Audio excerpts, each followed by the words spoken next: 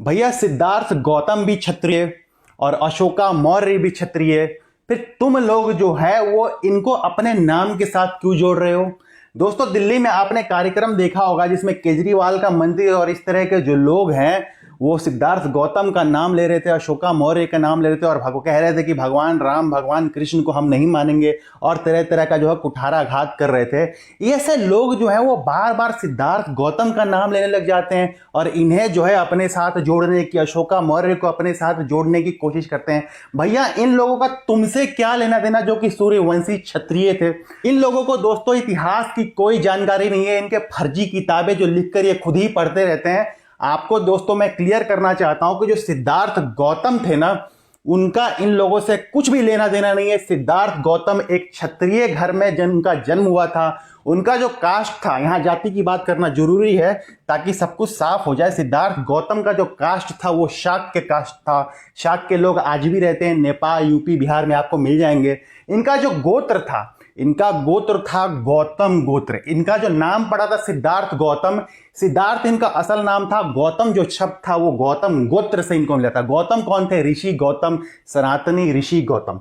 ये शाक्य कास्ट के थे दोस्तों। इसके बारे में आपको थोड़े बहुत डिटेल में दूंगा। इसके अलावा ये जो लोग होते हैं सिद्धार्थ गौतम के अलावा, ये जो है अशोका मौर्य का भी नाम लेने लग जाता है। अशोका मौर्य जो थे वो भी जो थे वो इन्हीं के कास्ट के थे, मतलब कि वो सिद्धार्थ गौतम के ही कास्ट के थे। उनका सरनेम मौर्य था, पर उन मौर्य कास्ट को दोस्तों कुशवाहा कास्ट भी कहा जाता है। राजस्थान में इसको कछवाहा कहते हैं, बिहार यूपी में कुशवाहा कहते हैं। मौर्य कुशवाहा ये सेम कास्ट होते हैं और ये शाक्य कास्ट जो है ये भी सेम होता है दोस्तों। कुछ और इसमें मैं आपको नाम बताता हूं। इन जो कास्ट होती है इनमें कुछ और नाम है, जैसे शाक्य, मौर्य, यूपी बिहार में कुशवाहा कहा जाता है। गहलोत कहते हैं, राजस्थान में गहलोत भी कहा जाता है, कछवाहा भी कहा जाता है। जैसे जयपुर का राजघराना जो था वो कुशवाहा कछवाहा राजघराना था। तो ये सब जो कुछ सरनेम है, इनके अलावा और भी सरनेम है।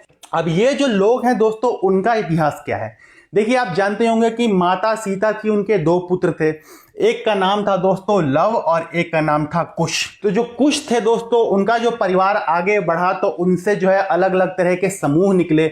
आज उन्हीं समूहों को कुछ को शाक्य कहा जाता है, कुछ को मौर्य कहते हैं, कुशवाहा। यहाँ कुछ शब्द जो देख रहे हैं आप, वो कुछ शब्द जो है यहां से ही निकल रहा है। और कछवाहा शब्द में जो कच्छ है ये भी दोस्तों यहां से ही निकल रहा है। गहलोत वगैरह और भी कुछ और भी नाम है। इसके अलावा जो लव थे दोस्तों, उनका भी समूह आगे निकला, उनका भी परिवार आगे बढ़ा।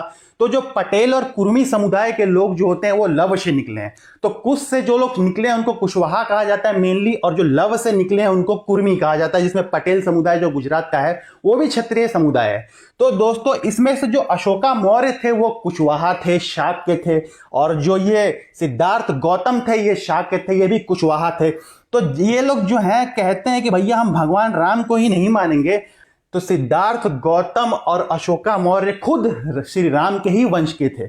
यहां दोस्तों आपको बता दूं कि श्री राम का जो वंश था, जो कुश थे और लव थे, उनसे पहले श्री राम और दशरथ और कई सारे पूर्वज थे। तो ये सारा जो पूर्वज है ये जो कुल है इसको दोस्तों इक्ष्वाकु कुल कहा जाता है। साथ ही साथ इसको रघुकुल भी कहा जाता है, क्योंकि रघु नाम के जो राजा थे वो भी इसी कुल में थे। इक्ष्वाकु नाम के भी राजा इसी कुल में थे। इक्ष्वाकु कुल, रघुकुल भी कहा जाता है। और मेनली दोस्तों इसको सूर्यवंशी कुल के नाम से जाना जाता है। तो चाहे अशोक मौर्य हो चाहे सिद्धार्थ गौतम हो, दोनों के दोनों जो थे वो श्री राम के ही कुल से थे। दोनों सूर्यवंशी क्षत्रिय हैं।